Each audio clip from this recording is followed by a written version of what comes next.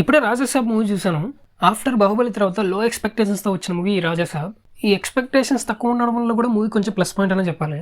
Movie అయితే పర్లేదు, బాగానే ఉంది, డీసెంట్ వాచ్ అనే చెప్పాలి. బట్ ఒక్క పాయింట్లో నేను డిసప్పాయింట్ అయ్యా. ఈ డిసప్పాయింట్ మ్యాటర్ గురించి మనం తర్వాత మాట్లాడుకుందాం. మూవీలో అయితే హారర్ పెద్దగా ఉండదు, అది మనకి ట్రైలర్ చూసినప్పుడు అర్థమవుతుంది.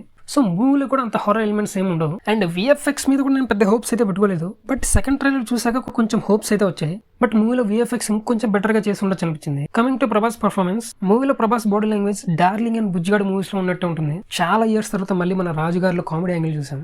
మూవీలో కామెడీ సీన్స్ కొంతవరకు బాగానే వర్కౌట్ అయ్యాయి. ఫస్ట్ హాఫ్ అంతా స్టోరీ బిల్డింగే ఉంటుంది. సో మెయిన్ ప్లాట్ లోకి రావడానికి చాలా టైం పడుతుంది. బట్ ప్రీ ఇంటర్వెల్ నుంచి మూవీ కొంచెం ఇంట్రెస్టింగ్ ఉంటుంది. సెకండ్ హాఫ్ లో సప్తగిరి కామెడీ సీన్స్ బాగానే వర్కౌట్ అయ్యాయి. క్లైమాక్స్ అయితే టూ గుడ్ ఉంటుంది. అసలు మారుతియే డైరెక్ట్ చేశారనిపిస్తుంది. ఆ రేంజ్ లో ఉంటుంది climax concept. Coming to disappoint topic, trailer లో చూపించే ఈ ప్రభాస్ సీన్ మూవీలో ఉండవు. నేనైతే బాగా ఎక్స్పెక్ట్ చేశా, బట్ ఇది కొంచెం డిసప్పాయింట్ అని చెప్పాలి. అదండి, ఓవరాల్ గా మూవీ అయితే డీసెంట్ వాచ్.